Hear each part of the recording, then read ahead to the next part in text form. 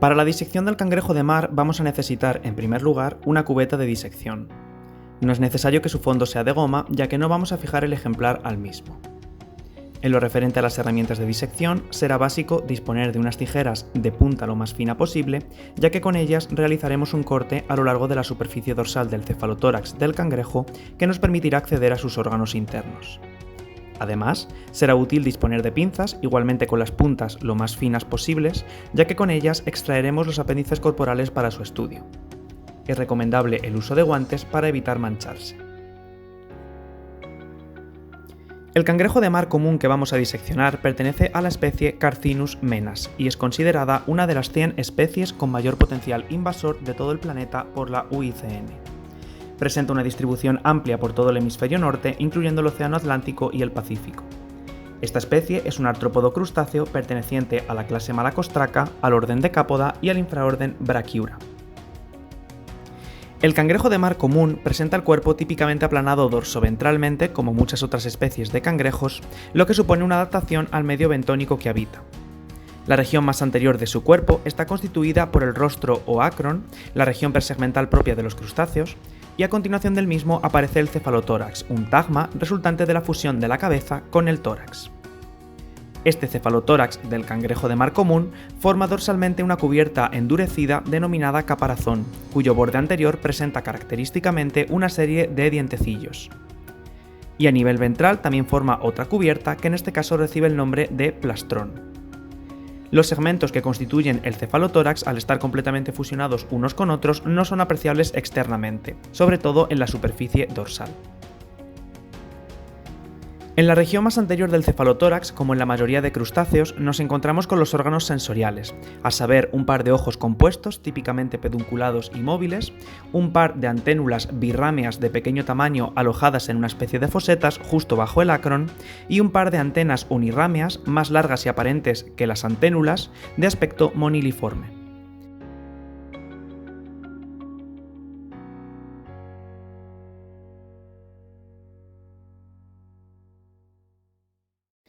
Junto a estos órganos sensoriales también nos encontramos con los apéndices bucales. En el cangrejo de mar común existen 3 pares de maxilípedos, 2 pares de maxilas y un único par de mandíbulas, todos ellos al servicio de la alimentación, encargándose de recoger, triturar e introducir el alimento en la boca. Todos los apéndices bucales son típicamente birrámeos.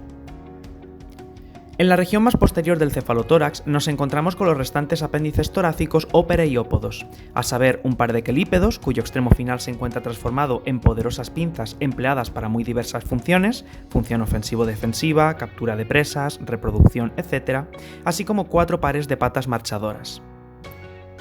A continuación del cefalotórax se encuentra el abdomen, siempre constituido por un número fijo de 6 segmentos, que en la mayoría de especies de cangrejos es mucho más pequeño y menos aparente que el cefalotórax. Típicamente, el abdomen aparece retraído o replegado en la superficie ventral de la región más posterior del cefalotórax, de modo que es únicamente observable si posicionamos al cangrejo en vista ventral. En la superficie ventral del abdomen nos encontramos con sus apéndices denominados pleópodos. A continuación del abdomen aparece el telson, una región postsegmental del cuerpo de los crustáceos, que carece de apéndices en esta especie en concreto. Existen rasgos de dimorfismo sexual que nos van a permitir diferenciar machos de hembras. El principal de ellos nos lo encontramos en la forma del abdomen, que en machos es triangular, es decir, va disminuyendo en grosor hacia su extremo más distal, mientras que en hembras es más cuadrangular o rectangular, es decir, apenas disminuye en grosor hacia su extremo distal. Además, los segmentos del abdomen de los machos aparecen típicamente fusionados en la región media, cosa que no ocurre en hembras. Por último, también existe dimorfismo sexual en el número y morfología de los pleópodos, es decir, de los apéndices del abdomen. En machos hay 2 únicos pares de pleópodos unirrámeos localizados en la región más anterior del abdomen que sirven como órganos copulatorios, mientras que en hembras hay hasta 4 pares de pleópodos birrámeos de aspecto plumoso que se encargan del mantenimiento y el cuidado de los huevos. Si nos encontramos con un ejemplar que porta los huevos con los pleópodos de su abdomen, sin duda este será una hembra. Estos huevos suelen poseer una coloración anaranjada muy característica, así como un aspecto esponjoso.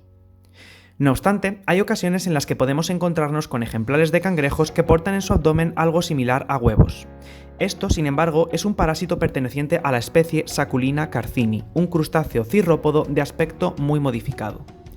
Este parásito afecta típicamente a los machos del cangrejo de mar común y les produce una castración evitando el desarrollo de sus testículos. Al final acaba provocándoles un cambio de sexo y los cangrejos actúan como hembras pensando que lo que portan en su abdomen son huevos cuando no es más que la parte externa del cuerpo del parásito. Antes de comenzar la disección y el estudio de la anatomía interna del cangrejo de mar común, conviene realizar un análisis previo de sus apéndices.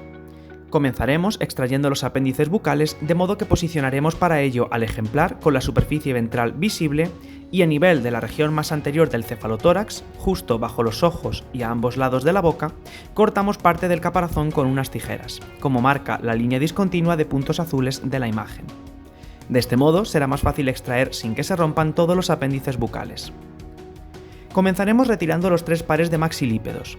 El tercer par de maxilípedos, es decir, el más externo, es birrámeo, y el endopodio, constituido por 5 artejos, se encuentra transformado en una cubierta que tapa la abertura bucal.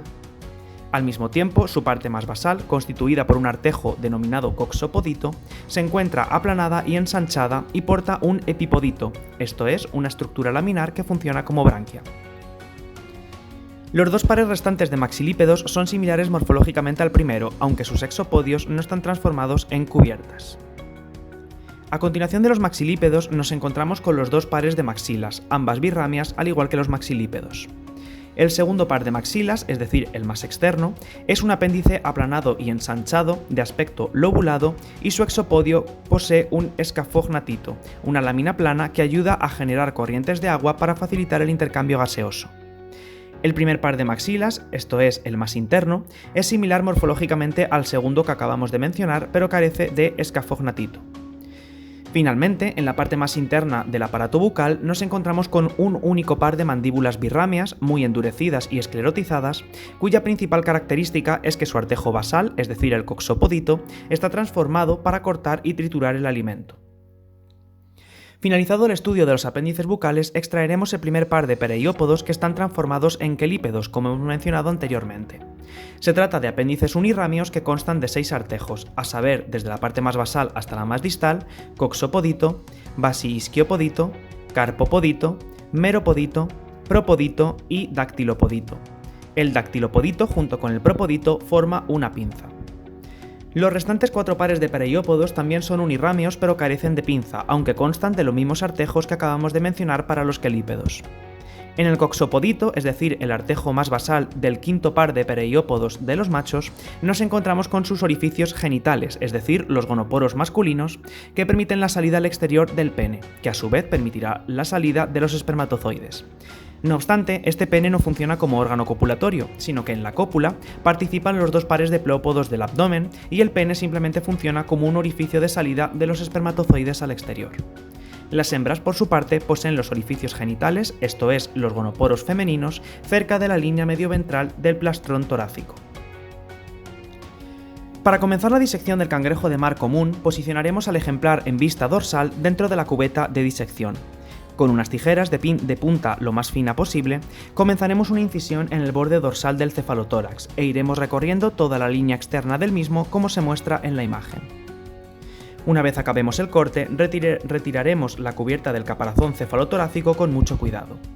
Bajo la misma nos encontramos una membrana basal que separa las vísceras internas de la superficie interna del caparazón. Necesitaremos eliminarla con la ayuda de unas pinzas muy cuidadosamente para poder observar los órganos. En este punto conviene rellenar la cubeta de disección de agua para poder observar más fácilmente las vísceras internas del animal. Una vez que hemos eliminado la membrana basal y la cubierta del caparazón cefalotorácico, podremos observar fundamentalmente elementos de los sistemas digestivo, circulatorio, respiratorio y reproductor. En la parte media anterior localizamos el estómago, como una estructura en forma de saco translúcido. El estómago lleva asociados unos músculos estomacales que mueven unos osículos denominados molinillo gástrico que se encargan de la digestión mecánica del alimento. Cerca del estómago hay una serie de ciegos pilóricos en los que desemboca la glándula digestiva o hepatopáncreas, encargada de la digestión enzimática del alimento. Inmediatamente posterior al estómago nos encontramos con el corazón, la única parte del sistema circulatorio que es cerrada y que se encuentra alojado en una cavidad pericárdica. En la superficie del corazón vemos unos orificios que permiten el retorno al mismo de la hemolinfa, que reciben el nombre de ostiolos. Por debajo del corazón y hacia la región posterior del cefalotórax observamos el intestino que parte del estómago. Asociados a él suele haber uno o más ciegos intestinales que aumentan la superficie de absorción de los nutrientes resultantes del proceso digestivo. En ocasiones es necesario quitar el corazón con ayuda de unas pinzas para poder observar correctamente al intestino y sus ciegos intestinales. A ambos lados del estómago y el corazón nos encontramos unas estructuras plumosas de aspecto grisáceo que son las branquias. Encima de las branquias y en posición algo más anterior localizamos las gónadas del sistema reproductor, que en caso de machos serán testículos y en caso de hembras serán ovarios. Los testículos poseen un aspecto blanquecino al contener el esperma, mientras que los ovarios son más anaranjados al contener los óvulos. Si eliminamos las gónadas con ayuda de unas pinzas, observaremos debajo de ellas al hepatopáncreas, esa glándula digestiva que se encargaba de la digestión enzimática del alimento y que hemos mencionado anteriormente.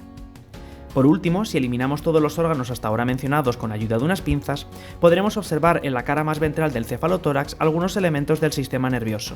Destacaremos los ganglios cerebroideos, localizados en posición anterior y asociados a los apéndices de la cabeza, ojos, anténulas, antenas, etc., y el ganglio torácico abdominal, localizado en la línea medioventral del cefalotórax, más o menos en mitad del cuerpo, de aspecto característicamente estrellado.